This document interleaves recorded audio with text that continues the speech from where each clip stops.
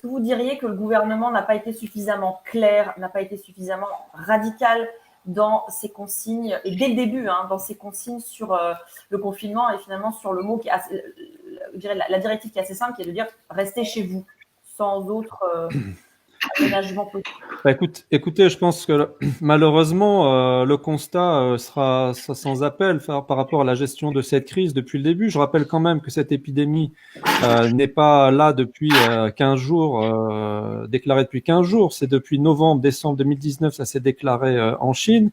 Je pense que le ministère des Affaires étrangères et le ministère de la Santé sont au courant quand même de ce qui se passe à l'étranger. J'espère, parce que sinon, ça veut dire vraiment qu'on est en dessous de tout, qu'on n'a pas anticipé ça. Ensuite, quand on a vu en janvier la Chine qui confinait une région quand même, l'Hubei, qui est de 55 millions d'habitants, on avait le droit aussi de se poser quelques questions. Ensuite, on a vu cette épidémie qui est partie dans l'Asie du Sud-Est, au Japon, en Corée, à Singapour, à Hong Kong, pays d'ailleurs où ils ont réussi à juguler cette épidémie sans mesure de confinement, avec des stratégies beaucoup plus agressives, on va dire, sur la maladie, avec un dépistage très précoce et extensif des cas infectés, l'isolement de ces personnes, le port de masque aussi extensif dans la population, et puis avec ces armes-là, ils ont réussi à éviter le confinement. Et puis ensuite, on a vu cette épidémie se diffuser en Iran, en Italie, et puis là, ça fait plusieurs semaines qu'en Italie, c'est en train de flamber. Et on attend finalement d'être dans le mur pour réagir, quoi. Donc là, maintenant, on est dans une situation dramatique.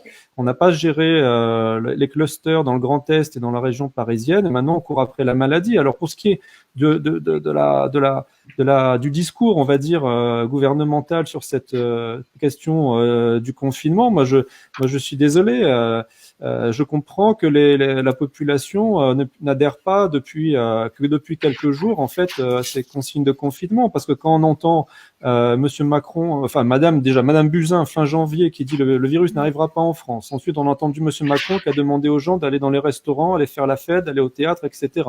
Ensuite, on a eu Madame Sibeth Ndiaye qui s'est moqué des Italiens parce qu'ils faisaient du confinement. Ensuite, on a eu Monsieur Véran qui a dit non, on peut renvoyer les enfants dans les écoles. Et puis ensuite, on a eu Monsieur Philippe qui un samedi soir dit à minuit on fermera les bars, les restaurants, mais jusqu'à minuit vous pouvez faire la fête et gaiement vous contaminer les uns les autres. Mais demain, attention, vous n'avez pas le droit d'aller. Vous pouvez aller voter. Il faut aller voter aux élections municipales. Et puis le lundi, on dit aux gens, ben voilà, vous êtes en confinement. La semaine suivante, vous êtes en confinement total. Et après, le lundi encore d'après, on dit, ben non, il faut aller travailler. Donc, moi, je comprends que les gens sont perdus. Maintenant, je crois que la population française n'est pas sotte.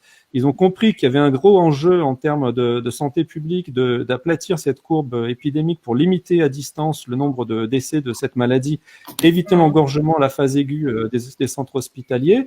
Après, est-ce qu'il faut faire un confinement total? Est-ce que c'est tenable sur la durée? Parce qu'il faut bien voir que c'est une crise qui ne va pas durer 15 jours, ça va durer plusieurs mois. Est-ce qu'il faut mettre des peines de 6 mois d'emprisonnement pour quelqu'un qui ne respecte pas le confinement alors qu'on n'a pas fait le nécessaire depuis le début pour prévenir cette crise? Je trouve que c'est un peu facile. Oui, alors une autre stratégie